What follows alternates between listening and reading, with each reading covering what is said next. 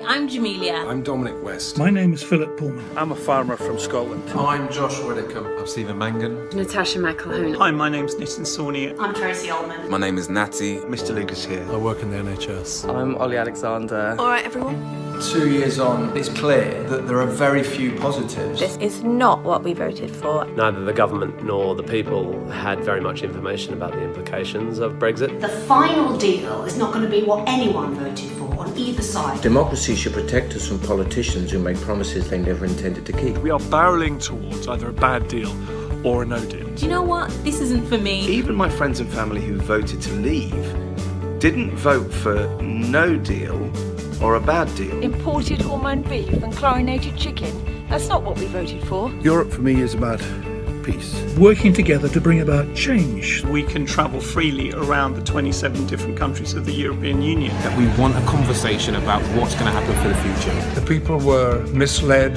and lied to.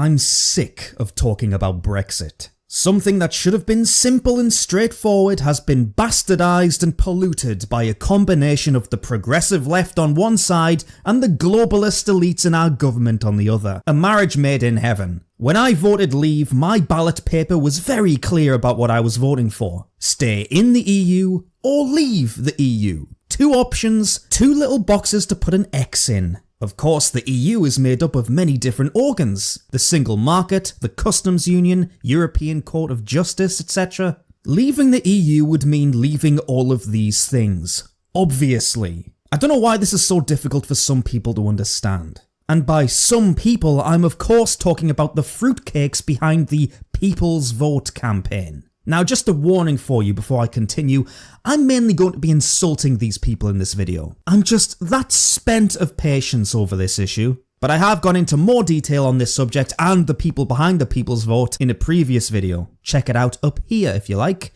Enjoy. But for the benefit of latecomers, let's do a little recap here, shall we? Over 2 years ago now, although it feels like yesterday, on the 23rd of June 2016, Britain voted to leave the European Union in a referendum. It was the biggest democratic vote in British history, by the way, with a 72% turnout and over 17 million people voting for the leave side, including little old me. Yet despite this, despite these history-making numbers, one side refused to accept it. One side threw their toys out the pram and demanded a do-over because wow, we didn't win and we're upset. And hashtag xenophobia, even though the Prime Minister at the time, David Cameron, was very clear. This is a huge decision for our country, perhaps the biggest we'll make in our lifetimes.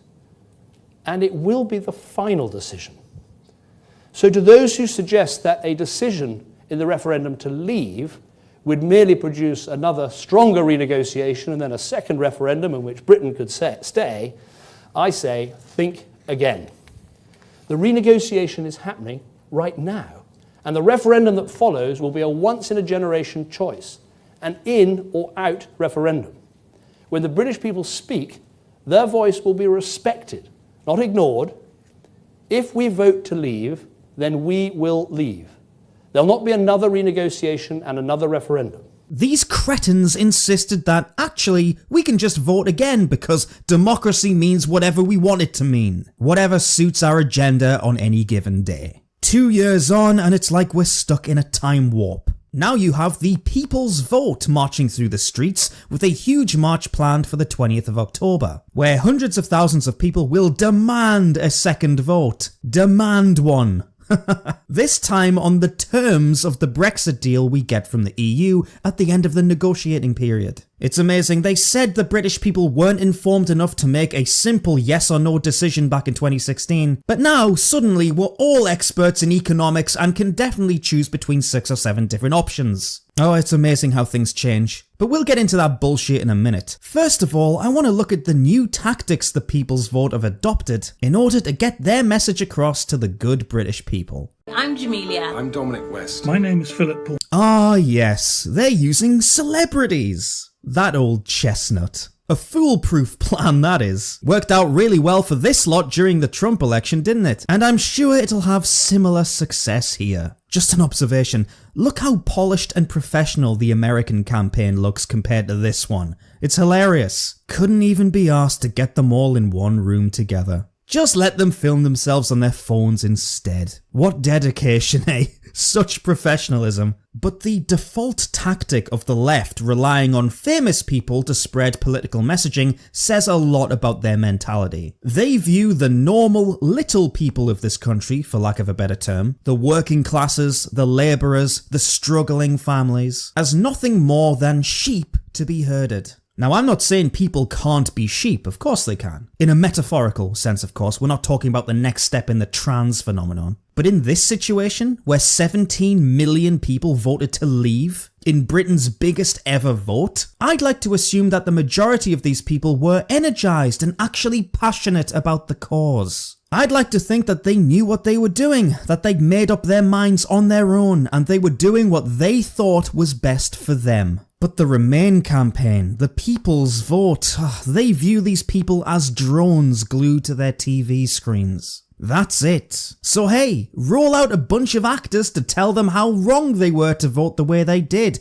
That ought to sort them out. It's so condescending. Why would a factory worker in Sunderland give a shit about what Patrick Stewart thinks? Oh no, Professor X is telling me that I was lied to and manipulated. I think I'll change my mind now. The reason the left uses celebrities is because they have a fundamental disconnect with normal people. They rely on successful public figures because they run in the same social circles. They're part of the same clique. They're all from a world so utterly divorced from reality. They can't identify their own lack of self-awareness. Membership of the EU affects real people in real ways. Ways that the celebrity-worshipping left don't have to deal with, and this is why they will fail. And they just want any excuse to mingle at parties with famous people. There is certainly that shallow element to this as well. Even my friends and family who voted to leave didn't vote for no deal or a bad deal. Do you even know anyone who voted leave, mate? No, I doubt it. But if we're using personal anecdotes, let me tell you that everyone I know who voted leave, and I mean everyone, which is a hell of a lot of people in my area, don't regret it at all. Not one little bit. And actually, most of them would be quite happy with a so-called no deal. Do you know why? Because they don't care about the stupid bollocks you and your celebrity chums talk about at dinner parties. They don't care about diversity or inclusivity. They care about not being able to compete for minimum wage jobs because immigration is out of control. It really is that simple. So stop with your lies, fat boy. Europe for me is about peace. Working together to bring about change. We can travel freely around the 27 different countries of the European Union. First of all, Europe isn't the EU isn't Europe. One is a continent comprised of rich cultures and history, the other is a bureaucratic tumor that undermines those very things. This blurring of the lines, likening Europe with these gimps, is yet another tactic of the Remain side, who try to make us feel guilt by suggesting we're all little Englanders who have an irrational hatred of European people, rather than our quite justified objections to gobshites like Guy Verhofstadt and the influence of George Soros and his billions. But the EU is about peace, is it? Why do they want an army then, huh? It's about bringing about change. What kind of change? This type of change? This type of change? Forgive me, but change isn't a synonym for good, and these things are proof of that. Things that the people who voted leave understand, by the way. Understand and reject forcefully. The freedom to travel, well, guess what? You'll still be able to go on holiday after Brexit. You'll just have to wait in a line at the airport for a little longer. Can you handle that? Or is that too hard? Get a life. I want to spend the rest of my life dealing with the mess of Brexit that my generation didn't vote for. I love this argument. My generation weren't old enough to vote, so that means we need to stop it all. Well, my generation wasn't alive when this country entered the EU in the 70s, so I didn't get a choice about that or dealing with the subsequent mess it caused. I wish I had a time machine, I really do. Where does this end? Honestly, the sheer entitlement of these people is infuriating. And how will you suffer because of this? Really, I'm asking. Or are you just mad that you'll have to apply for a visa to go interrailing with your mates from now on? Cry me a river. How many times do we say, well, with hindsight, I would have done things different? Gary, you could call a second vote tomorrow and I'd vote the same. You could have a third or a fourth and nothing would change. I wish you'd take your own advice and decided in hindsight to shut the fuck up. So on October the 20th, Get out there. Let's push for a people's vote. People's vote. I back the people's vote. The people's vote. So big up everyone who's looking to go to the march. I'd like to have a second vote. A people's vote. The people's vote. I'm calling for a people's vote. Let's get a people's vote. I'm sorry I'm going to have to use this phrase, but it's time we took back control.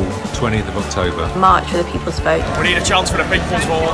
The people's vote. We'll be there on the 20th of October. Please join me on the People's March. Please think about supporting People's Vote. Please join us on October the 20th. The people's vote. The people's vote.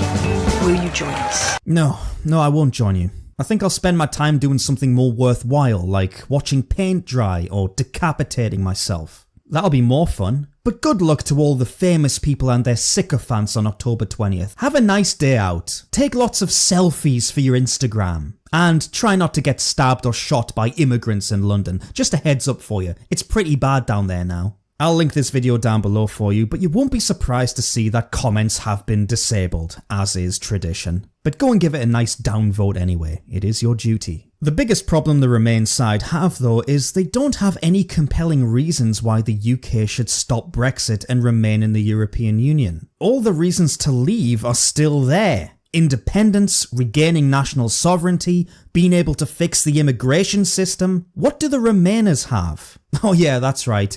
Economics. The most romantic of issues, I'm sure you'll agree. Really gets the blood flowing and the heart throbbing. Economics. Reading the official People's Vote website is a laugh and a half. Let's see how they rally the troops. We need a vote. New facts have come to light about the costs and complexity of Brexit that no one could have known at the time of the referendum. We know now that there will not be an extra £350 million a week for the NHS, that we will have to pay a £40 billion divorce bill, and since the referendum, Britain has gone from the fastest growing economy in the world to the slowest. The government has already admitted that in all possible Brexit outcomes, the country will be worse off. People didn't vote on these facts, and it's important that this decision is made with this new knowledge. So essentially, they're complaining about how complex it apparently is, and money. First of all, just because something's difficult doesn't mean you shouldn't do it. I mean, what a childlike argument that is. And this shouldn't be difficult, by the way. The fact that the government is useless at negotiating Brexit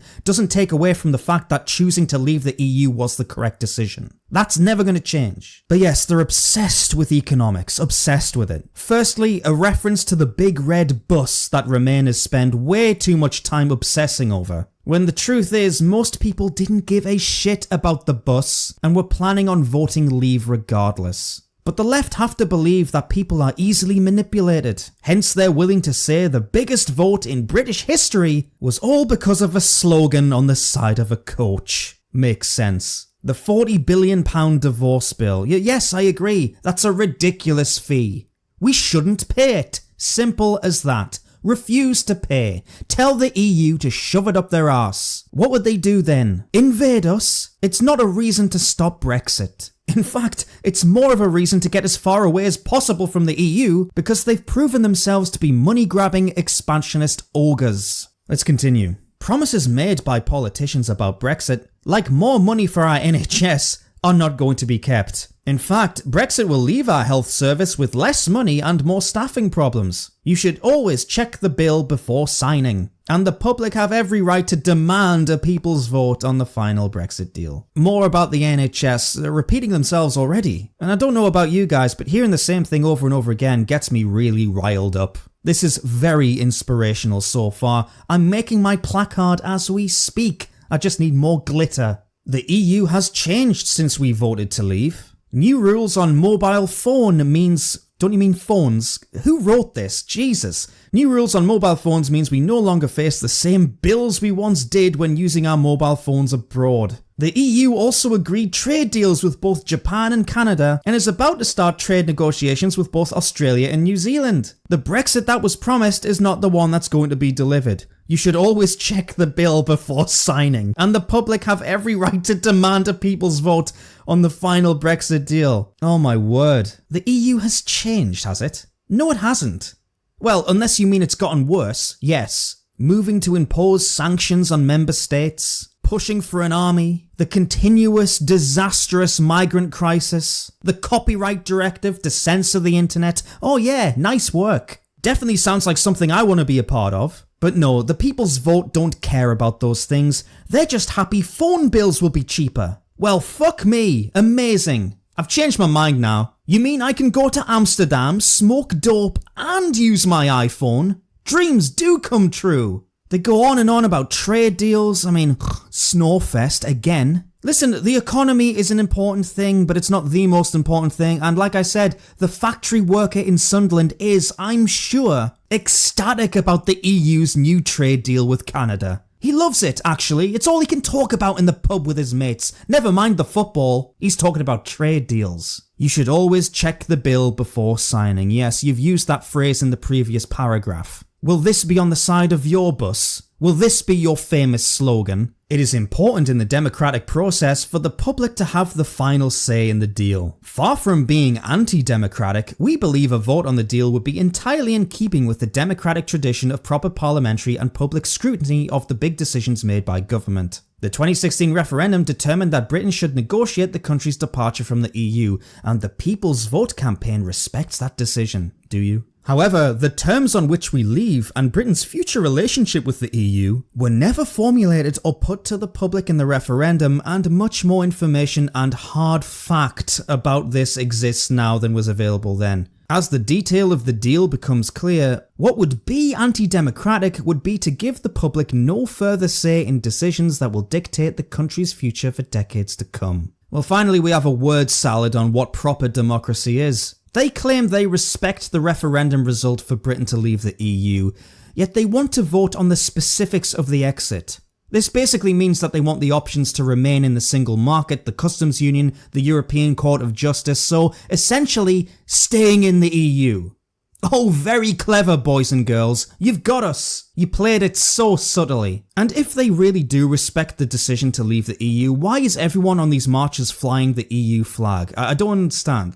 This doesn't make sense. It doesn't add up. But we all know what you want, really, don't we? Listen, like I said at the beginning of this video, I'm sick and tired of this. Right now, I don't want to be eloquent. I don't want to be polite. All I want to do is to tell these annoying people to fuck off. So I will. Remainers, people's voters, celebrities, fuck off. Just fuck off. You're globalist shills. You don't care about this country in any real way. You view its citizens as nothing more than economic units, slaves to the GDP. Well, there's more to life than that. So fuck off. We're done with you, the EU, all the bullshit, but by all means, have your little march in a couple of weeks. I'm sure it'll be a good turnout. Pat each other on the back, suck each other off, hug a woman in a hijab. Hey, you'll have a blast. The rest of us will be getting on with our lives, peacefully basking in the knowledge that your side is losing. And trust me, you will lose in the long run. You'll frustrate the process as much as you can, you'll make a lot of noise, you'll wheel out Patrick Stewart and Bob Geldof a few more times to tell us all how stupid we are,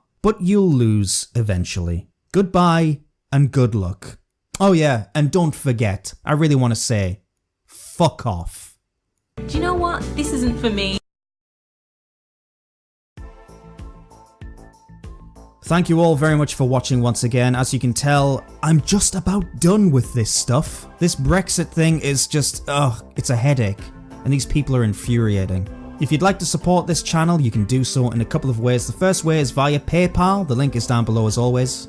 Thank you to everybody who's been so generous. I really appreciate it. Or you can be a monthly patron of mine. $5 a month or more will get your name at the end of every single one of my videos as a credit, like these gorgeous angelic beauties right here. You guys keep this channel going. I wouldn't be able to do this as often if it weren't for you, so thank you so much.